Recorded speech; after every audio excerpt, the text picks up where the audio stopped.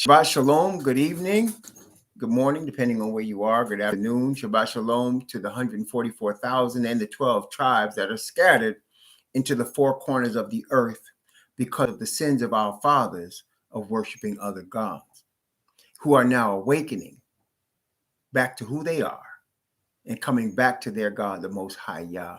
Greetings. Greetings to those who are the Gentiles that are also joining with the scattered tribes of Israel to come to the faith of righteousness through the Hebrew Messiah. Greetings. Blessings upon those that work in the healthcare field trying to save lives. Blessings upon those that pick up garbage for us to keep our neighborhoods clean. Blessings upon those also that make deliveries for our convenience. Double blessings on those trying to deliver boys and girls, babies, toddlers, teenagers, men and women from sex trafficking, human trafficking, sex slavery going on a global basis by rich and powerful people all over the earth.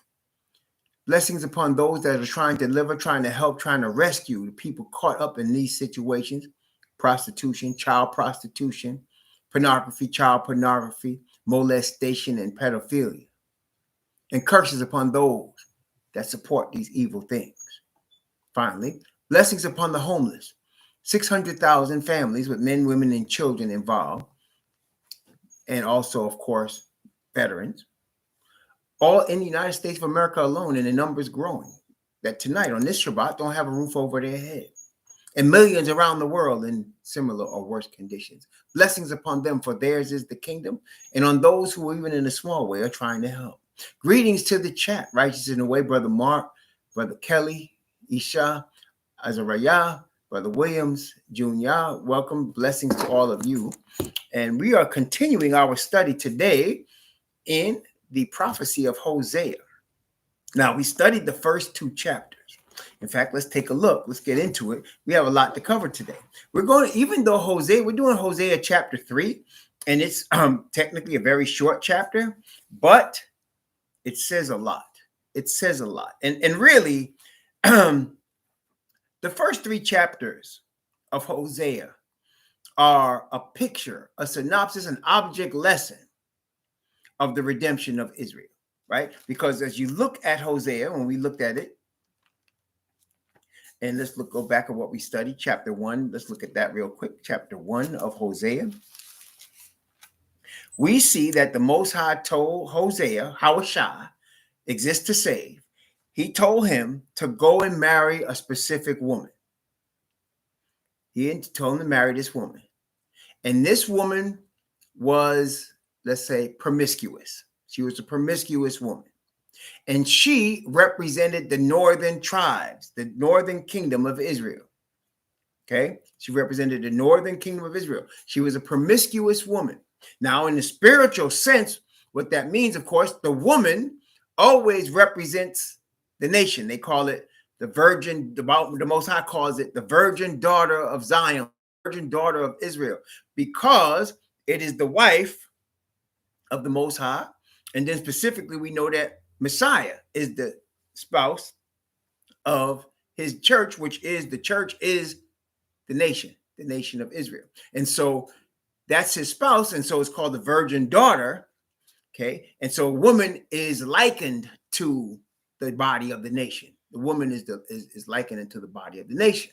So that being the case, he uses a woman in a spiritual sense to represent the nation, and he says she was promiscuous. In the spiritual sense, promiscuous means she's worshiping other gods. She has other husbands aside from her first husband. She has other husbands aside from her first husband. So Hosea marries this promiscuous woman, and this promiscuous woman continues to be promiscuous, which means she is having sex with her husband and with other men as well. And she's having sex with other men for pay. Like she's getting stuff. She's getting food. She's getting clothing. She's getting other things for selling herself to other men. Israel was getting other things for selling itself to other gods, or at least thinking it was going to get something. And this goes back a long way. If you remember, when our fathers got delivered, from Egyptian bondage. They got to a point where they said, wasn't it better for us in Egypt when we got to eat certain things? We got to eat leeks and garlic and flesh and different things when we were in Egypt. Wasn't it better for us there? And remember what they said in Jeremiah, where they said, as long as we were lighting incense and praying to the Queen of Heaven, we were getting everything we need. Remember that? They said, as long as we light incense and pray to the Queen of Heaven, we were getting everything we need. And remember also the admonition, as we're thinking about this, in Laodicea, the seventh church in the book of Revelation. Notice what Laodicea says in Revelation chapter 3. Revelation chapter 3, verse 17. This is what Laodicea's attitude is. Because thou sayest, I am rich and increase with goods and have need of nothing, and knowest not that thou art wretched and miserable and poor and blind and naked. So you see this pattern. So, and of course, the seven churches of Revelation are talking about the seven versions or the seven iterations of the scattered nation of Israel. That's what it's talking about. Okay, so you're dealing with the seven iterations or seven versions or seven time periods, which is the seven churches, the seven seals, and the seven trumpets of the different iterations of the scattered flock of Israel. So now you're dealing with that, and it's saying in the seventh church, they're saying we don't need anything. So let's compare that. So when we are fathers in the wilderness, we have people that say we were better taken care of when we were in Egypt, right? Worshiping Egyptian gods, better taken care of. They were saying we were better taken care of when we were lighting incense to the Queen of Heaven. And here, he said, we don't need anything. Good. That means they are worshiping what? Other gods. And why you say, why is the seventh church has other gods? Well, you have to look at it with regard to the sixth church where the 144,000 are. And sixth church, the 144,000 is given a call to the seventh church to come out of these foreign gods, come out of these foreign religions, these false gods that they think are providing for them. Okay, so it all goes together. But today we see here in Hosea that he told him, marry this woman that's promiscuous, this harlot, because Israel's a harlot, because it was worshiping other gods. And then during the course of that, she said, I will get my wine, my flax, my oil from my lovers. See, again, we don't have need of nothing. I could be worshiping any god and get what I need. Okay, now let's compare that to how the Most High looks at it, as we saw in the first two chapters. She's a harlot. She's loose. She's dirty. Even though she's thinking she gets what she needs. Because there's a higher thing involved here. There's a higher level involved. And that level is based in, as we know, righteousness. Righteousness is involved here. And that's what we're missing when we go to these other gods. We don't have an opportunity to receive righteousness. And without righteousness, we cannot be saved. Because the Father is perfect in righteousness, and he made Adam perfect in righteousness, and he's not receiving anything less than perfect righteousness. Righteousness is an absence of sin, an absence of rebellion against the Creator. It's right doing, and even more, it's right being. It's righteous in character as well as in acts of righteousness. It's a character of righteousness, an uncorrupted character of perfect morality. Okay, and in the sense of the word, it's in perfect harmony with the covenant, because it is the covenant of Father's righteousness that is commonly referred to as the Ten Commandments. So that righteousness is to be in perfect harmony with the covenant. And the Bible says that whosoever transgresses the law sin, because sin is the transgression of the law. Therefore, sin is a breaking of the covenant. Okay, so that's what when we see our fathers talk about going back to Egypt to get flesh and leeks and garlic, or when we see people talking about, and our fathers talking about, let's go to Egypt and worship the Queen of Heaven because we were provided for by the Queen of Heaven. And then Laodicea is saying, I have need of nothing. I'm rich and increased with goods and have need of nothing. They're looking at temporary carnal things. And remember what Messiah said, seek ye first the kingdom of Yah and his righteousness, and all these things will be added unto you. But the first thing to seek is Father's righteousness. And again, let's look at that. That's in Matthew chapter 6, I believe. No, it's Matthew chapter 7. Matthew chapter 7. No, it is 6. Matthew 6 from verse, that's why Messiah says here, Matthew 6 from verse 31 down to 33. Therefore, take no thought, saying, what shall we eat? Or what shall we drink? Or whither shall we be clothed? And notice what it says in verse 32. For after all these things do the Gentiles seek. He's talking to Israelites. And he's telling them, with your heritage, the God that you serve, don't act like Gentiles and worry mostly about what the Queen of Heaven can provide for you, or what Egypt can provide for you, or what the false gods of the nations and their false religions can provide for you. He says, that's the Gentiles. Well, it's for the Gentiles because the Gentiles weren't given the covenant. Their fathers didn't meet the Most High. Okay. For your heavenly Father, he says, knoweth that ye have need of all these things. But seek ye first the kingdom of Yah and his righteousness, and all these things shall be added unto you. So there's a higher calling that the nations will never understand. They will never understand because only Israel has been given this calling. It's a calling of righteousness. Okay, it's a calling of righteousness. So now we saw the first two chapters in Hosea, how in chapter 2, Hosea is talking to the children and asking them to plead with their mother. Verse 2 of chapter 2, plead with your mother. Plead, for she is not my wife, neither am I her husband. Let her therefore put away her whoredoms out of her sight and her adulteries from between her breasts, lest I strip her naked and set her as in the day that she was born, make her as a wilderness and set her like a dry land and slay her with thirst. And I will not have mercy upon her children, for they be the children of whoredoms. For their mother played the harlot. She conceived them and have done shamefully. For she said, I will go after my lovers that give me my bread, my water, my wool, my flax, my oil, and my drink. Right? Notice she didn't say they give me righteousness.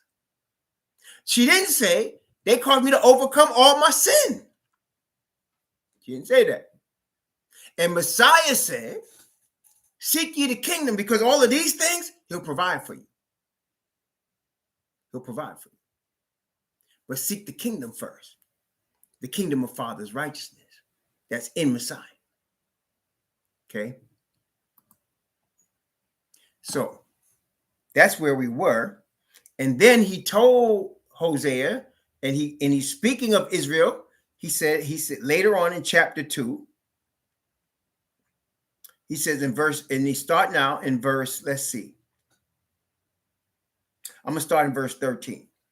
Verse 13 of chapter 2. And I will visit upon her the days of Balaam, wherein she burnt incense to them, and she decked herself with her earrings and her jewels, and she went after her lovers and forgot me, saith Yahweh. Therefore, behold, I will allure her and bring her into the wilderness and speak comfortably unto her. And I will give her her vineyards from thence and her valley of Achor for a door of hope, and she shall sing there the days of her youth, as in the day when she came up out of the land of Egypt. So he said he's going to cause them to go into the wilderness. And again, I want to stress to y'all, look in Hosea and in Amos for the signs of the 10 northern tribes. See, today, people are arguing and debating about who the 10 northern tribes are.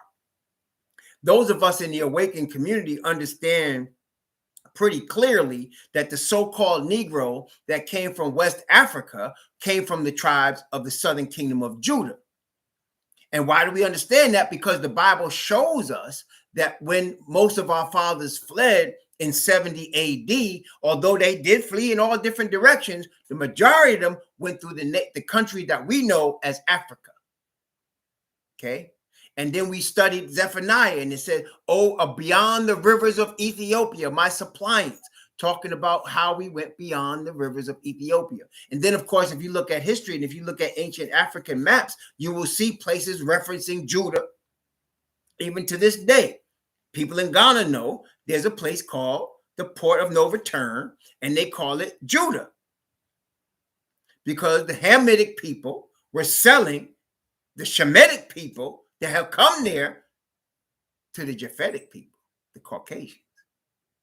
And we also saw that in Joel, where it said that Zidon and Palestina, which are Hamitic, were selling Israelites to the Grecians, which are Japhet. That's Joel chapter 3. So we can see where the southern kingdom went. So most of the people that you see that are on the islands in the United States and that were brought on slave ships to those places and to Brazil, these are people from the southern kingdom. So people say, well, what about the northern kingdom? And there's been all kinds of guesses. You know, people have made up a tribes chart and people are guessing, you know, but I prefer to get my answers from the Bible alone. And so we're looking into two northern tribe prophets, Hosea and then later Amos. And we're going to look for hints within these prophetic words of what became of the 10 northern tribes. So here it tells us in chapter 2 already that I'm going to bring her into the wilderness. Now notice the so-called Negroes, we went into slave ships. That's how we came. And that's according to Deuteronomy 28:68. We came into slavery from ships with chains on our neck. Well, here he said, I'm going to send her into the wilderness. Okay, let's continue now. So then later on, the prophetic word tells us in chapter 2 of Hosea, and we're going to begin at verse 15 again. Let's start at 15. And I will give her vineyards from thence, and the valley of Achor for a door of hope. And she shall sing there as in the days of her youth, as in the day when she came up out of the land of Egypt. And it shall be at that day, saith Yahweh, that thou shalt call me Ishi. Thou shalt thou shalt call me no more Bali. Ishi means husband. Bali means Lord. Look it up. Bali means Lord. Ishi means husband. So he said, the virgin daughter of the northern tribes of Israel one day is going to call me their husband again instead of an idol Lord. An idol called Lord.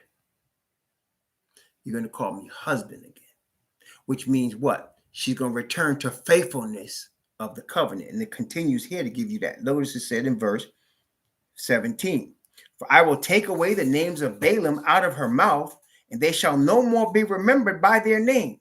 And in that day will I make a covenant for them with the beasts of the field and with the fowls of heaven and with the creeping things of the ground.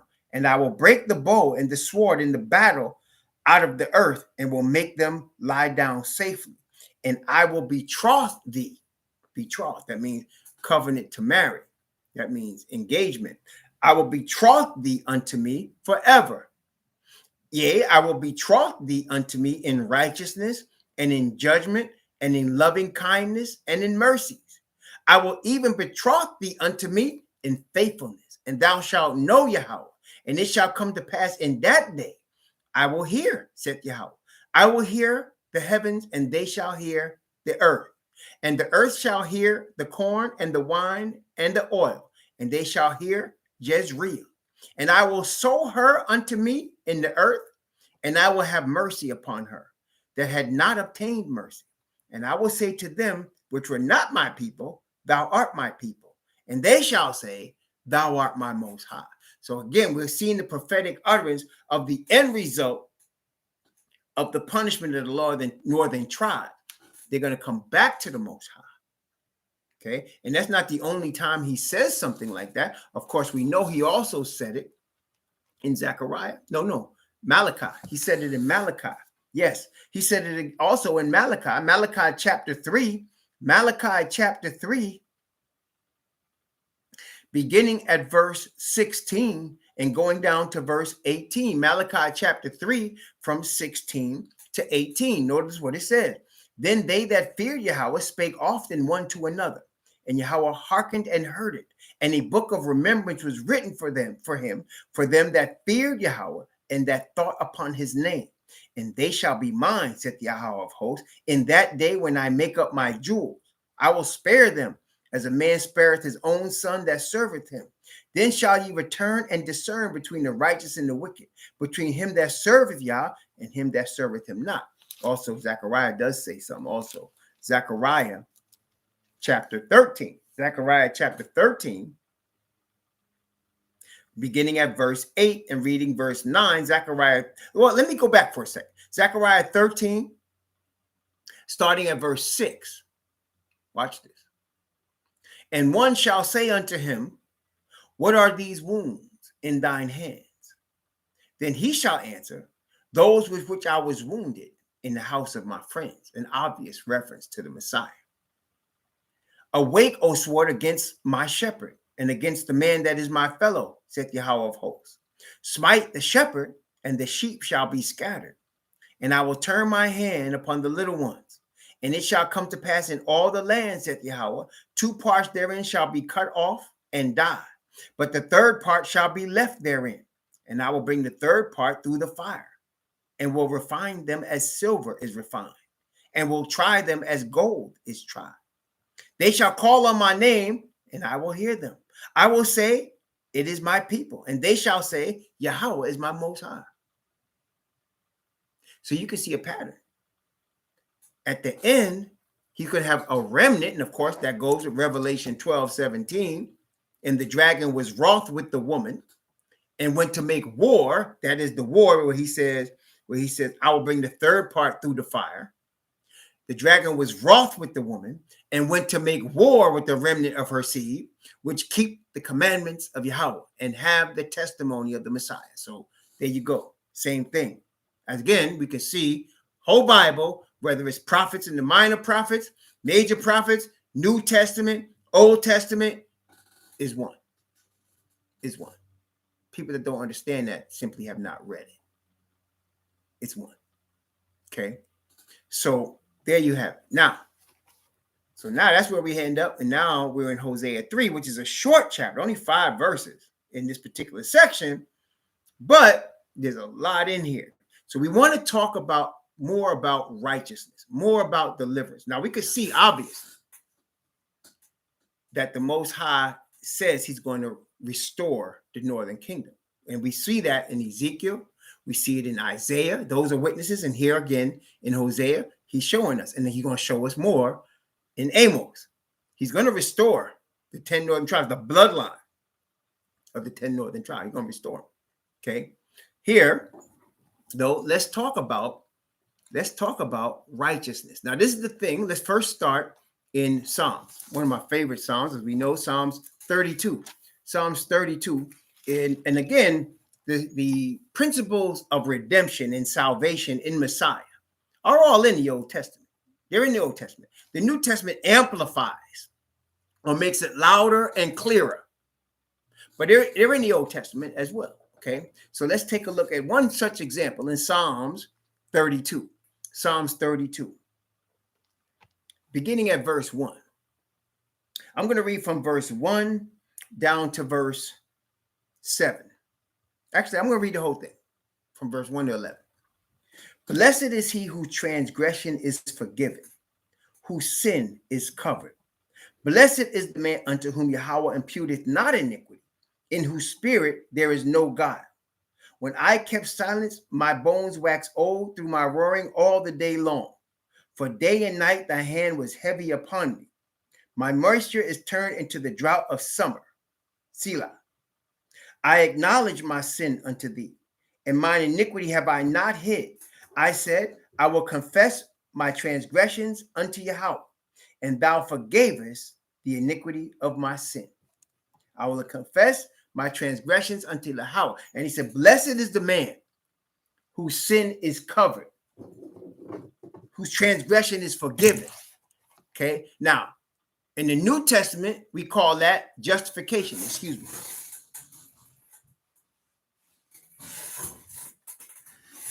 In the New Testament, we call that justification. Okay, here, let's continue. Verse 6. For this shall everyone that is godly pray unto thee in a time when thou mayest be found. Surely in the floods of great waters they shall not come nigh unto him. Thou art my hiding place. Thou shalt preserve me from trouble.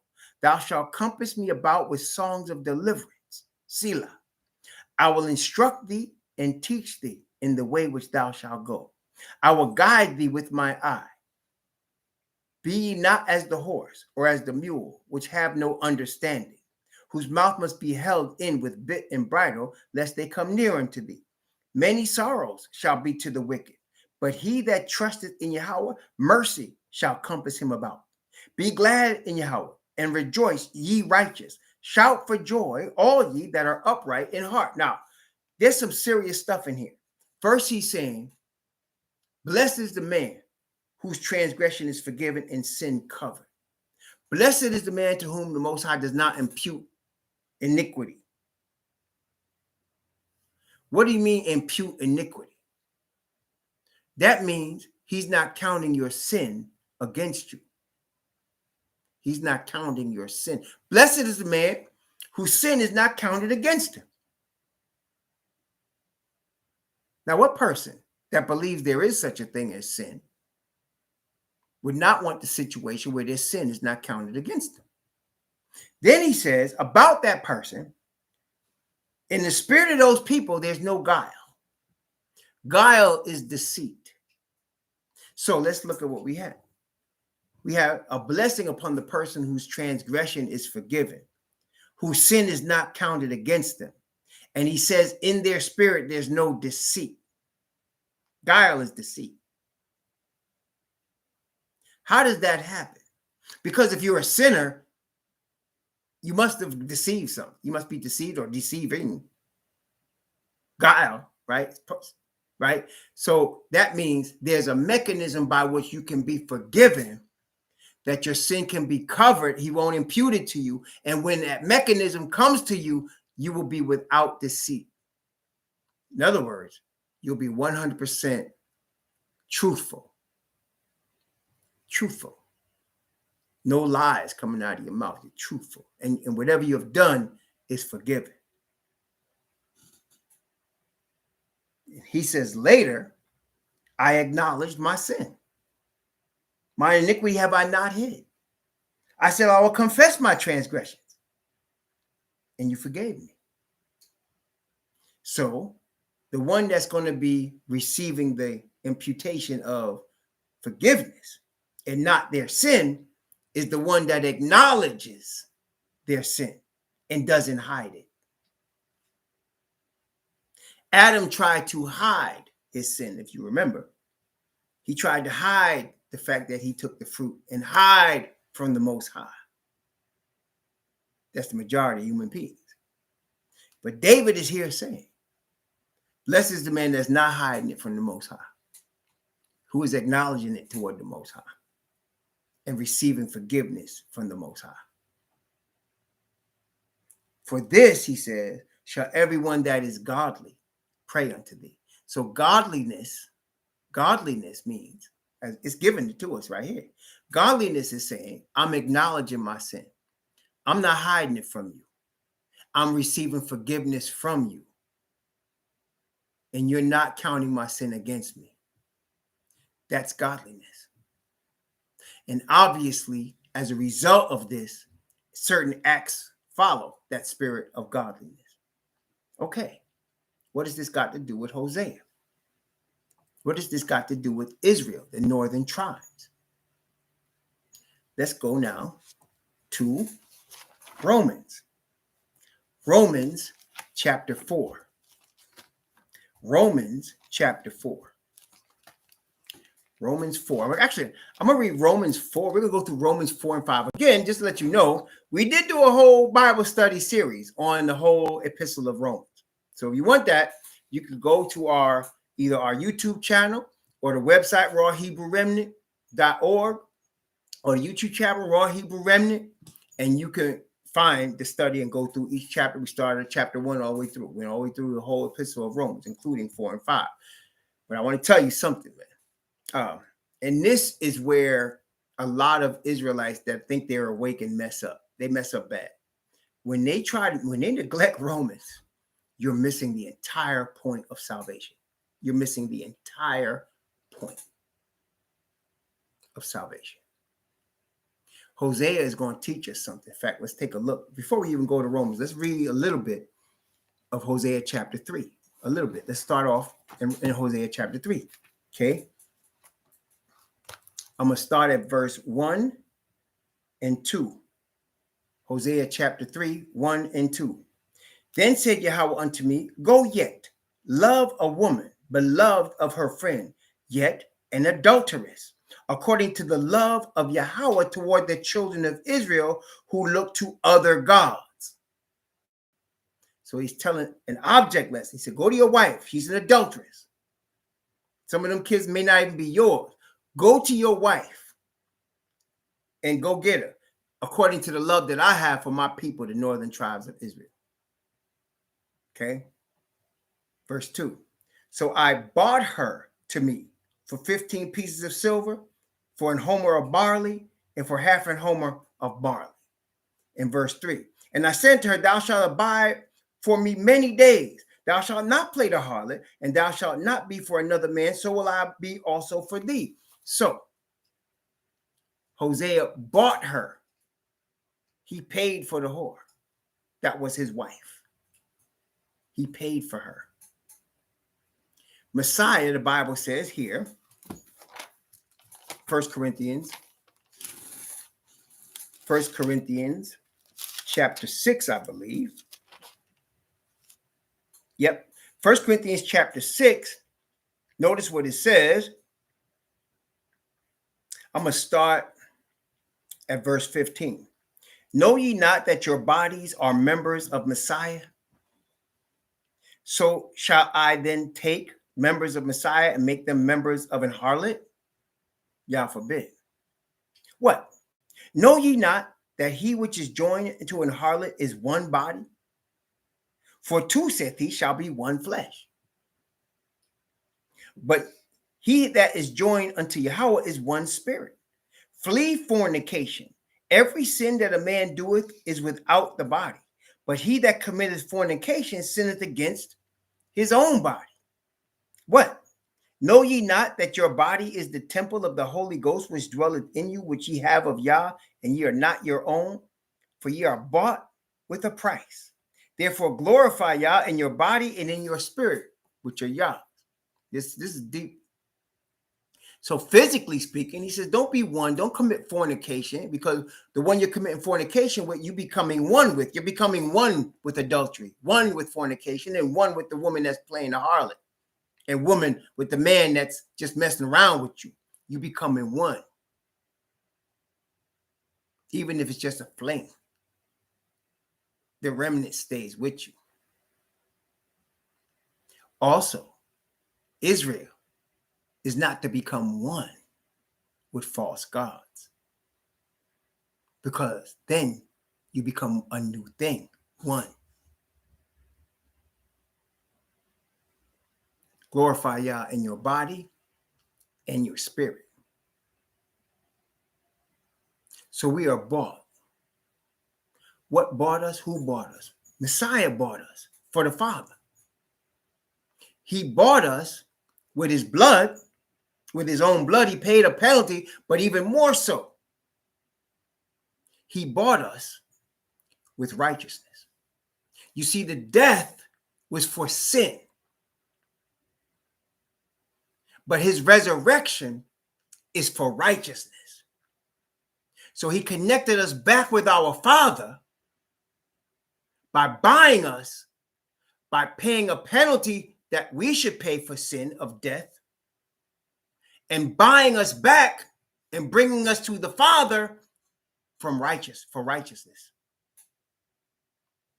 Now let's go to Romans chapter 4, because this gives us a deeper understanding of what's going on in Hosea chapter 3. Romans chapter 4. And the apostle is going to use Abraham as the example here. Okay, so let's take a look at this. And this is, we got to look at this carefully. Me, myself, I've read it, like I said, many, many, many times. And each time I read it, I learn new things. So I'm going to share with you what recently has been shown me in Romans chapter 4, and then let you read it for yourself. So we're going to look at 4 and 5. Okay.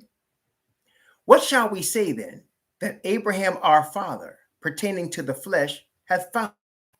For if Abraham were justified by works, he hath whereof the glory, but not before Yah. For what saith the scripture? Abraham believed Yahweh, and it was accounted unto him for righteousness. So let's stop here for a second. So he's saying, where is Abraham's glorying? Where is his boasting? Is it in what he did? Is it in a physical act that earned him favor with the Most High? He's asking that question. So now let's go to verse 4. Now to him that worketh is the reward not reckoned of grace, but of debt. But to him that worketh not, but believeth on him that justifieth the ungodly, his faith is counted for righteousness. Okay. So if you and I can make some sort of works, we can pray 5 times a day, or we can go to Mecca, right? Or we can become vegan, or we could grow a long beard or wear a turban. And that is supposed to count toward righteousness. Then the righteousness would be something that the Most High owes us, because we would have earned it. Are you following me? If there's some outward act that we could perform that would grant us perfection of righteousness, then the Most High would owe it to us. So when we became vegan, or when we grew a long beard, or when we went to Mecca, he would owe us because we did it. But Paul is here saying that righteousness is not given based on debt or something you can earn. It's given by grace, something you can't earn. You cannot earn grace. Grace is favor bestowed upon someone that doesn't earn it, doesn't deserve it. So he said, but believeth on him that justifieth the ungodly, that calls the ungodly innocent. So if you trust in the perfect righteousness of the Father, the way Abraham believed the Father, and the Father encountered it. In other words, he counted it to Abraham for righteousness. He said he called Abraham righteous because he believed the Father and was trusting in grace. Okay, let's continue. Even as David also describeth the blessedness of the man, we just read that in Psalm 32. Even as David also describeth the blessedness of the man unto whom Yah imputeth righteousness without works. That was Psalm 32. Again, I'm showing you another example of how the Apostle Paul continually leans on what then was called the Bible, the scriptures, which we call now the Old Testament. He's continually using it. And he's using it in the proper way. You see, the people that are out here trying to reject the New Testament are being stubborn and willfully ignorant. And we're going to talk about willful ignorance too tomorrow by the grace of the Most High in Hosea. And they're being willfully ignorant because they're trying to claim that they know more than the Apostle Paul. They know more than him. He's explaining the scriptures as and they should be understood. So he's now using Psalm 32. And he says, blessed is the man unto whom Yah imputeth righteousness without works. In other words, Yah gives you his perfection of righteousness as an act of grace. You don't deserve it. Okay? Stop right here for a second and understand something. Therefore, Abraham didn't deserve it, but he was going to trust in Yah. And by being probably the only one there that was trusting in Yah, Yah said, I'm pulling you from your family. I'm going to promise you a nation. I'm going to make you a nation of people that trust in Yah. A nation of people that trust in Yah as you trusted in Yah, Abraham. And it's going to come from your loins. Because you'll be your seed. Okay? Let's continue. Verse 7 saying, blessed are they whose iniquities are forgiven and whose sins are covered. We just read it. Blessed is the man to whom the Yahweh will not impute sin. Now he asks a question. Verse 9. Cometh this blessedness then upon the circumcision only, or upon uncircumcision also? For we say that faith was reckoned to Abraham for righteousness. Now I want you all to understand something. Who is Paul's audience? Who is he talking to here? See, this is where, when you're looking at Christianity, they get it all mixed up. You got to understand the Gospels, for example, we just read where Messiah was saying, seek ye first the kingdom of God and his righteousness. Don't worry about what you're going to eat or drink or wear, because the Gentiles worry about that. So obviously he's not talking to Gentiles. Who's Paul talking to? Paul was the apostle to the Gentiles. And we know also from Acts, in Acts chapter 20, Paul was not only teaching Gentiles, but he was also teaching Hebrews that lived among the Gentiles. Okay. And in fact, he had to explain himself. Like, we're going to stay in Romans 4, but I'm coming right back to that. We're going to Acts chapter 20. Actually, Acts chapter 21. Acts chapter 21. Right. So Paul came to Jerusalem and he met with James, the apostle James, who was the leader of the followers of the way in Jerusalem, as opposed to Peter, who they try to make into a pope. It was James. So he came and he met with James, and James had some things to say to him. This is after the initial meeting that they had in Jerusalem years before, where they told the Gentiles they need to be circumcised and they need to follow all the things that the Israelites follow as far as circumcision, but that they don't eat things sacrificed to idols, don't eat things strangled, don't fornicate. Right? So here, Acts chapter 21, and don't eat blood. Acts chapter 21, verse 17. And when we were come to Jerusalem, the brethren received us gladly. And the day following, Paul went in with us unto James, and all the elders were present. And when he had saluted them, he declared particularly what things Yah had wrought among the Gentiles by his ministry. So now he's telling them the report, giving them a report. This is where we've been. This is what we've been doing. This is what happened. This is what we teaching. Okay. He's telling James and the elders that were in Judah, in the southern kingdom of Judah, in Jerusalem. He's telling them this is what happened. Okay. Verse 20. And when they heard it, they glorified the master and said unto them, thou seest, brother, how many thousands of Israelites or Jews these there are which believe, and they are all zealous of the law. So these are trusting in Messiah, and they're keeping Moses. Verse 21. Now he's going to inform Paul of a rumor. This is the rumor.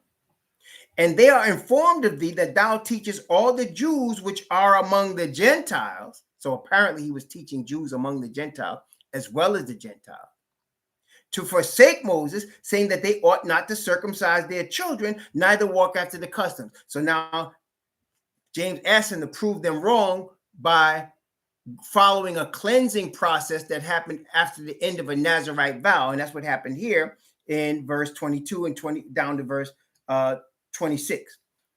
What is it therefore? The multitude must needs come together, for they will hear that thou art come. Do therefore this, that we say to thee, We have 4 men which have a vow on them. Them take and purify thyself with them, and be at charge with them, that they may shave their heads, and all may know that those things whereof they are informed of thee are nothing, that thou thyself walkest orderly and keepest the law. So he was teaching Gentiles and Israelites among the Gentiles. So here in Romans, that's who he's talking to. He's talking to Gentiles that are converts to the Israelite Messiah, and he's talking to Hebrews among the Gentiles. Another name for them in the book of Acts, Grecians. You'll see the word Grecians. I think it was chapter 6, where the Grecians were complaining. These were the Israelites among the Gentiles that had lived as Gentiles, but were bloodline Israelites. And they were coming back to the God of their fathers through Messiah. Okay, so you had that. Sometimes they get, so when he says Gentiles, he's talking about these 2 groups. So here in Romans, that's who he's dealing with. So he's dealing with Gentiles, uncircumcised, and he's dealing with circumcised Israelites who lived among the Gentiles. And he's trying to bring out the point that righteousness can come to both. Let's look back to Romans chapter 4. It's beginning at verse 9. Cometh this blessedness then upon the circumcision only, or upon the uncircumcision also? For we see that faith was reckoned to Abraham for righteousness. So he's like, is it only Abraham's seed of circumcision that can receive this righteousness? Or can Gentiles receive this righteousness? Verse 10. How was it then reckoned? When he was in circumcision or in uncircumcision? Not in circumcision, but in uncircumcision. In other words, Abraham was uncircumcised when he believed Jah, and it was accounted to him for righteousness. He was uncircumcised. Now, the circumcision that he's getting ready to explain came as a sign of all of Abraham's children who were to live by the same righteous faith as Abraham. That was the physical sign in their flesh. But he received the promise of righteousness while he was still uncircumcised. Let's continue. Romans chapter 4, verse 11. And he received the sign of circumcision, a seal of the righteousness of the faith which he had, being yet uncircumcised, that he might be the father of all them that believe, though they be not circumcised, that righteousness might be imputed unto them also. So the uncircumcised Gentile that Paul was teaching can receive the most important thing we all need, perfect righteousness, by believing and trusting in Messiah, who bought them that perfect righteousness from the Father with his own blood. He bought them with righteousness through his blood. Okay, that's justification. Let's continue. So Abraham is the father of both the circumcision and the uncircumcision, in an example of trusting Father's righteousness. Okay, verse 12. And the father of circumcision to them who are not of the circumcision only, but also who walk in the steps of that faith of our father Abraham, which he had being yet uncircumcised. Verse 13. Now, this is important, verse 13. Okay, Romans chapter 4, verse 13. Pay close attention here. For the promise that he should be heir of the world was not to Abraham or to his seed through the law, but through the righteousness of faith. So Abraham was going to be heir to the world. What does that mean? That means him and his seed, his bloodline seed, are going to inherit the kingdom of this world. Because Messiah is Abraham's bloodline seed. And that was going to be through righteousness given to them by faith. So the seed of Abraham, the chosen seed, the bloodline Israelites, are going to receive the kingdom by receiving the righteousness of faith. And that's why we call what we believe the faith of righteousness. That's why we call it that. And he says in chapter 3, that the circumcision received this promise by faith. See, the faith of righteousness, and that the Gentiles receive it through faith. What does that mean? So the Gentiles who are not Abraham's bloodline are able to be grafted into the nation through faith. The nation is the bloodline. Gentiles are not the bloodline. So you have in the nation people who are bloodline relatives to Judah, Messiah and Judah.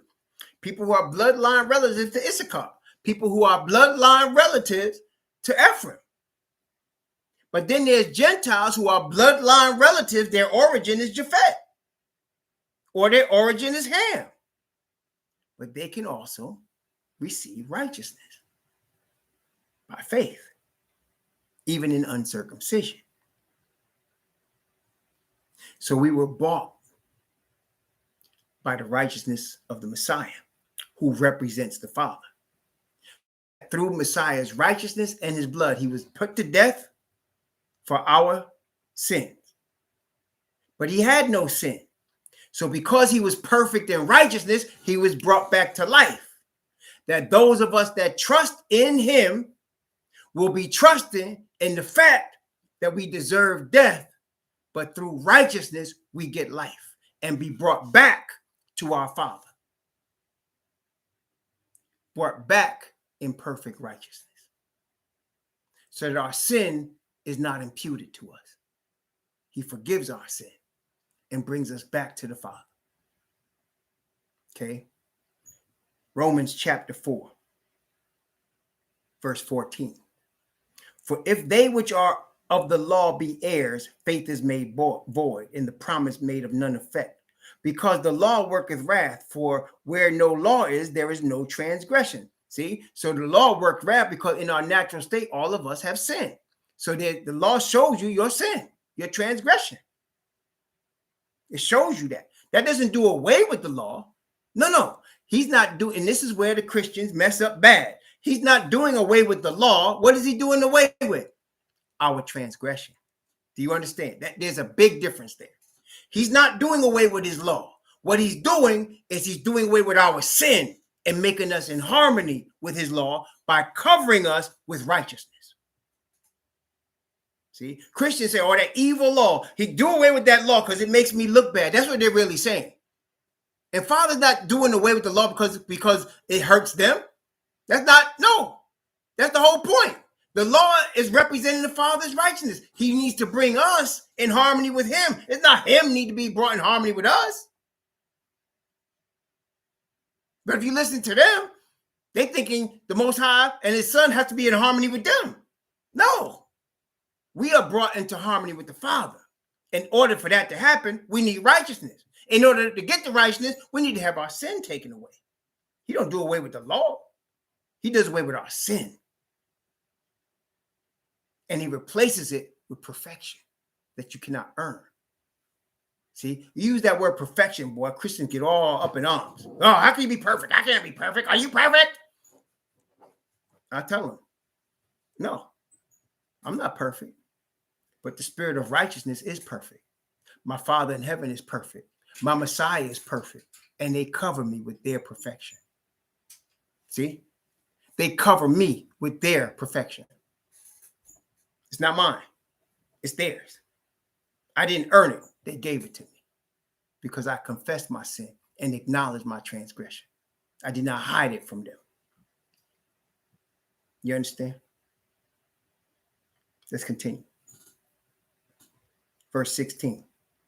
Therefore, it is of faith that it might be by grace, to the end promise might be sure unto all the seed, not to that only which is of the law, but to that which is also of the faith of Abraham, who is father of us all. As it is written, I have made thee a father of many nations, before him whom he believed, even Yah, who quickeneth the dead and calleth those things which be not as though they were, who against hope believed in hope, that he might become the father of many nations, according to that which was spoken. So shall thy seed be.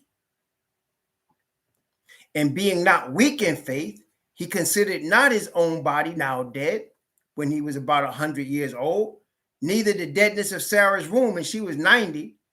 He staggered not at the promise of Yah through unbelief, but was strong in faith, giving glory to Yah, and being fully persuaded that when he had promised, he was able to perform. And therefore, it was imputed to him for righteousness. In other words, he was counted as righteous because he believed the Most High. Now, let's talk about this now. He did not have sex with Sarah uncircumcised.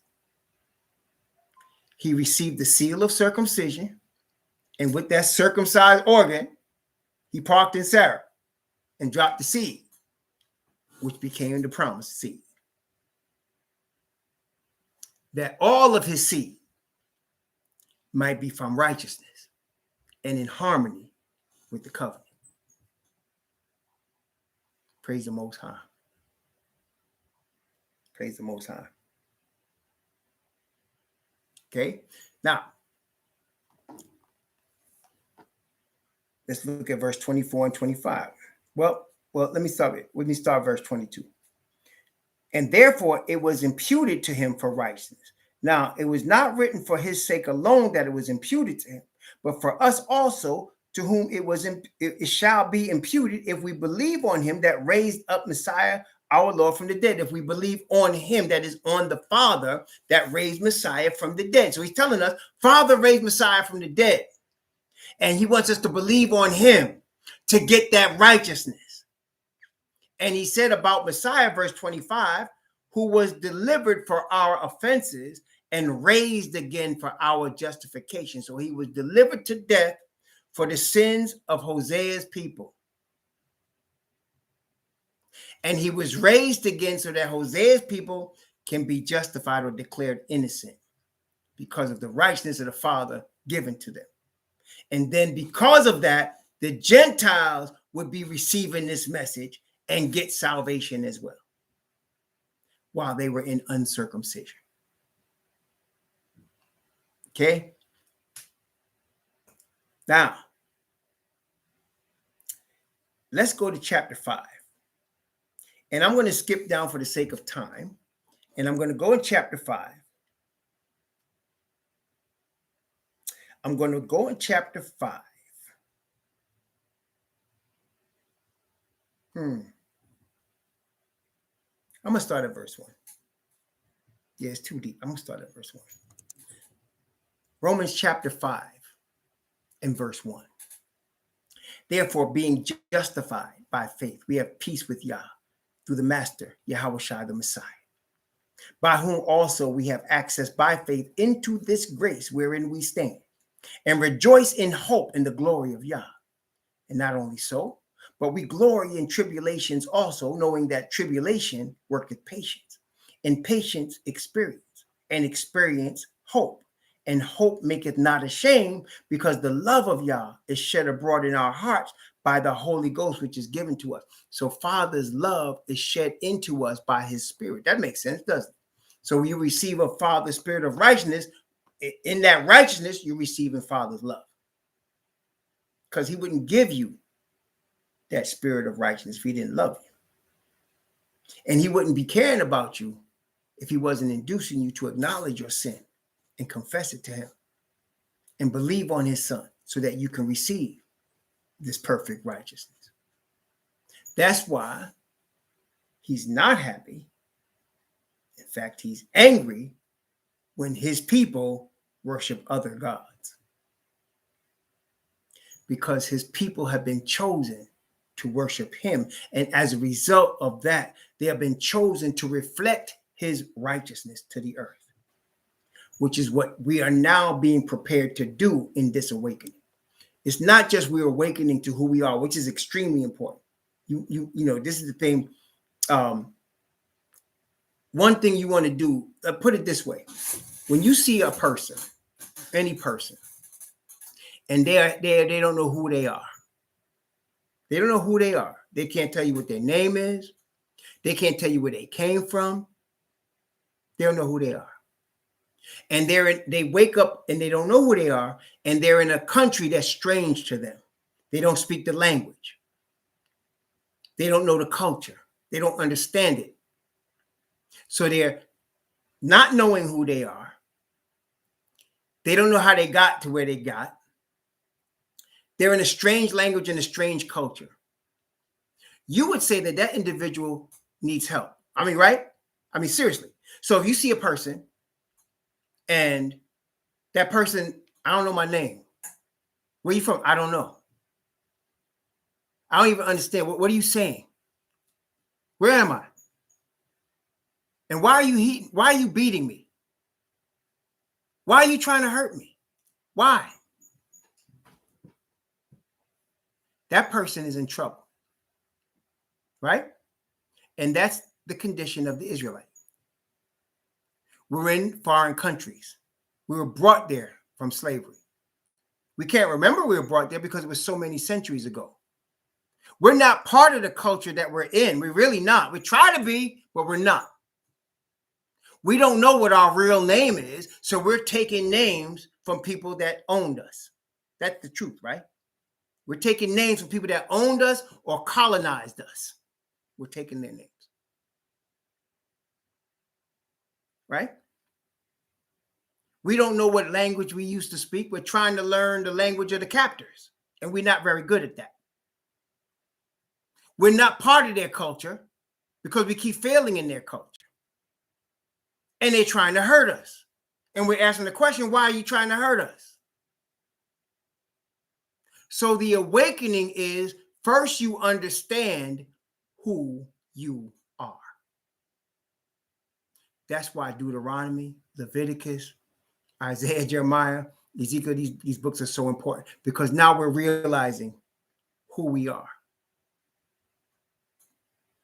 Then we're realizing your name, Green, Moore, Davis, Jefferson, Johnson.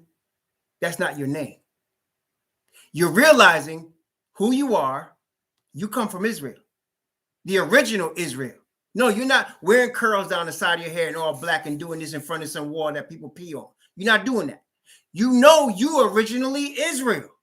You know that you came through slavery, and you know your name is not Jefferson or Davis or Johnson or Washington. You know that's not your name. Now you're awakening to who you are. You realize you have a heritage, that you come from a lineage of kings, that your name of the nation you really came from was from your God, the Most High. And he's not a Caucasian man that they've been beating you over the head with since your people came here.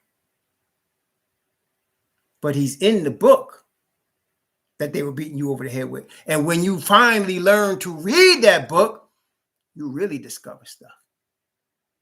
Now, at that point, it's a tremendous thing. And people that have never been through this, seriously, the Gentiles cannot understand why we be so excited about that. Really can't. Because none of them, that's the difference between us and everybody else. Everybody else has a nation. I mean, people from Ireland said, we were once enslaved. Yeah, but you got a nation. You got a language. You got your own culture. You know, that's your nation. That's your language. That's your culture. Your name might be Murphy, right? You know that comes from Ireland. You can go back there and know where your family comes from. All the way back to Japhet. You know. That's not us. All we can say is we came from the west coast of Africa. What country? I don't know. My bloodline says Nigeria. I went and did what you call that? Ancestry. Nigeria. That's where Nigeria and Benin and Ghana through Jamaica. Okay.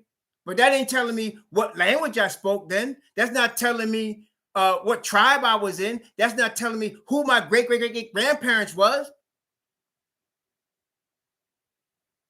That's only telling me what colonized country in Africa my bloodline comes from. That's really that's what it is. What colonized, or this case is Nigeria, a colonized country. Or whether it's Cameroon, a colonized country. They're all colonized, right? And that's the closest we could come. Whereas your Japanese people could tell you, you know, we are Shoki. We came from this part of Japan hundreds of years ago. This is my family name. Or you China. Or you Vietnam. Or you Laos. Or you Germany, Alemania. They could tell you. They got their own country, their own land, their own spot. It's theirs. We never have that. That's why you know who you are. You're not supposed to. That's the point. That's what's called an awakening. So they'll never understand that. Only an Israelite will understand that. No, your name's not Jones. That's not your name. Jones is some Caucasian man that owns your family. That's who Jones is. That's not you. They put that on you because they took your name. They wouldn't tell you what your real name was, and they didn't care. You were property. Okay? That's the truth. So when you start to recognize that, then you say, well, why are they trying to kill us? Okay, why are they trying to kill us? Let me ask you. You're an oppressor. You colonize countries. You turn countries into your culture, or you kill them. You do that, and you've been doing it for hundreds and hundreds and hundreds of years. Now, you did this to a certain group of people. You snatched them from where they was. You put them in chains. You raped them and beat them and changed their name, changed their culture, changed their religion. Now, what would you think any oppressor, I don't care what color he is, any oppressor would think, now, if I ever let this person that I had in chains, that I bought, that I raped, if they ever get as much power as I am, what would happen to me? Come on, answer the question. If they ever let you have equal power with them, what would happen to them? Brethren, you know what? They could try their best. The oppressors can try their best to act like the history don't matter. But let me tell you, all of us are wearing the history, whether we realize it or not. And I'm talking, I don't care what color you are. All people on earth are wearing their history. Everybody is. Everybody is. I don't care where you were born. And the anger of thousands and hundreds of years and many centuries is in all of us. And they know what would happen if we ever got the equal power with them. They know what would happen. That's why they will never let it happen. All of this talk about reparations and about business starting, don't fall for it. They would never let that happen. They cannot. Because they know what it would be. They know what would be the outcome of that. Not just here in America, any nation they've been in. They know. They would never let it happen, ever. Why do you think they keep Haiti under the thumb? Haiti is the only country where there were slaves that got their own country. And look what happened to them. Look what happened to them. They would never let Haiti free. You would never see Haiti really independent and prospering the way they should. Why? It's not because they don't know what they're doing, because the people of the earth know what would happen if they let that happen. That's why. So that's why you know now why they hate us. Why are they trying to kill us? Well, now you know. Okay, you know.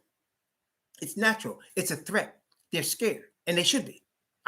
Listen, if I was the oppressor, I'd do the same thing. No way I'm letting your Negroes get ahead of me. You're not getting equal with me. I can never do that. No, because then you kill me. Don't forget that, brethren. I don't want anybody to hear me. I don't care you white or black or Chinese. Don't forget that, because that's the truth.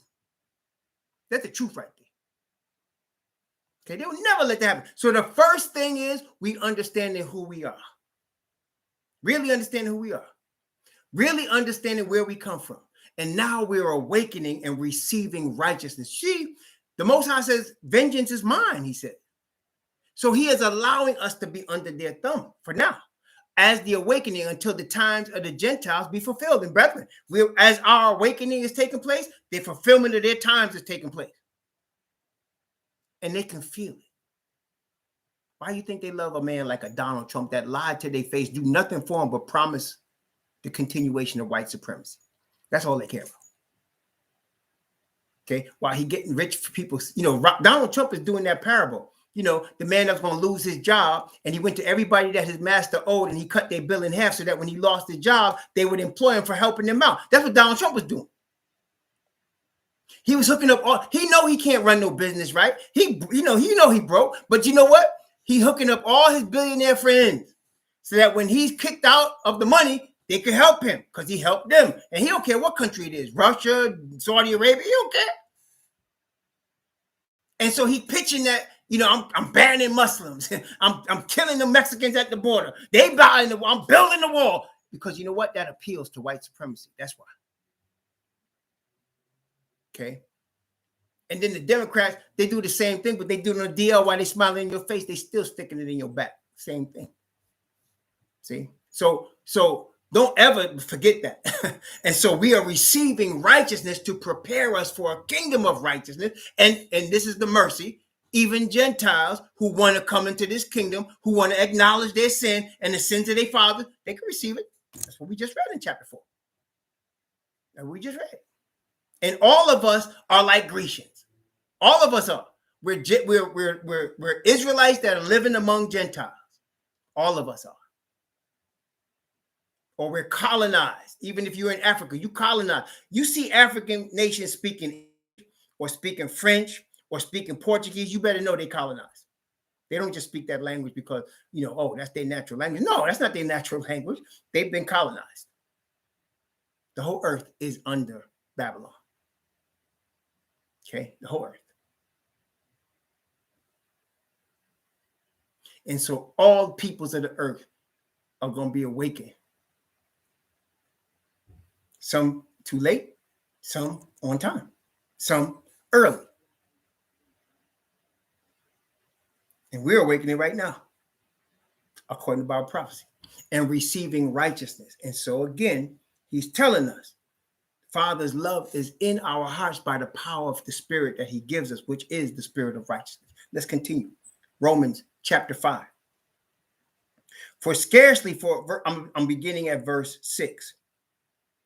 For when we were yet without strength, in due time, Messiah died for the ungodly. I want you to understand when he's talking about Messiah.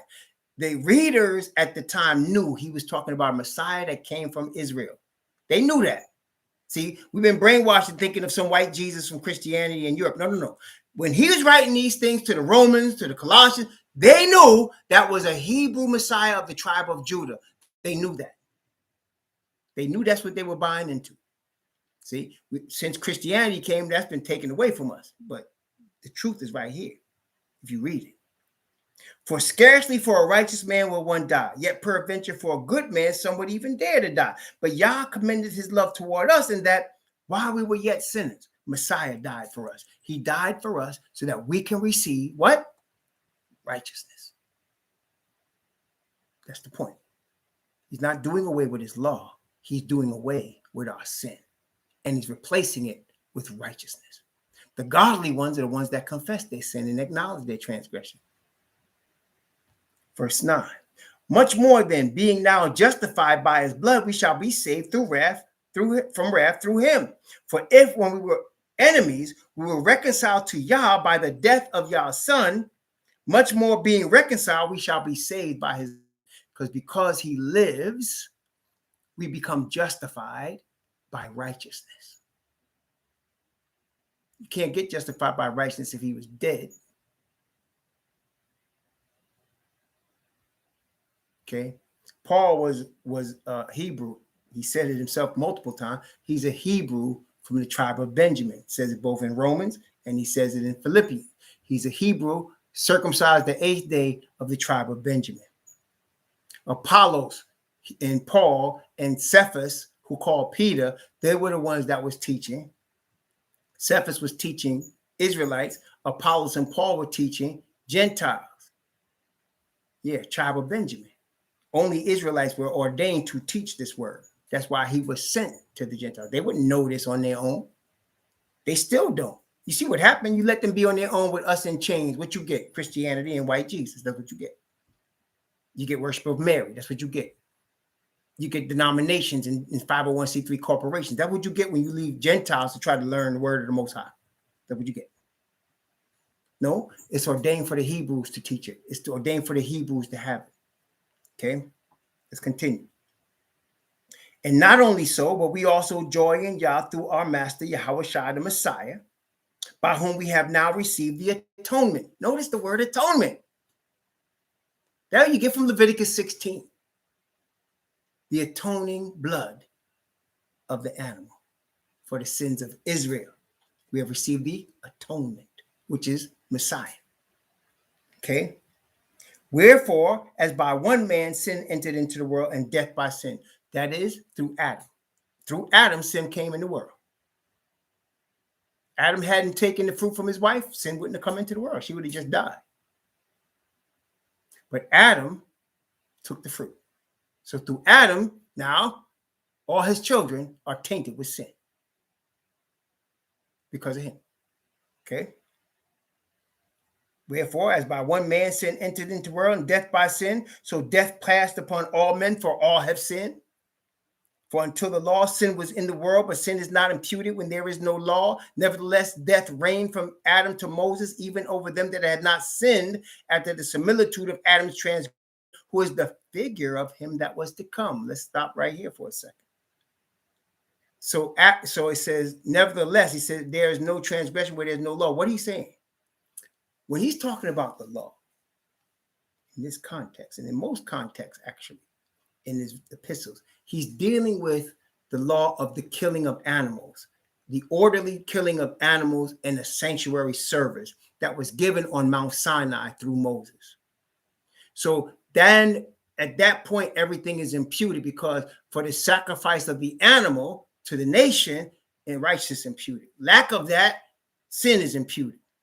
So he said, even before that came, people still died because sin still existed. So the result of it still existed even before it became part of a ceremony, part of an Israelite ceremony of a sanctuary with a high priest and an animal. It still reigned, right? Now, let's continue. And he said, Adam was a figure of him that was to come. Obviously, that's Messiah. How was Adam a figure of Messiah?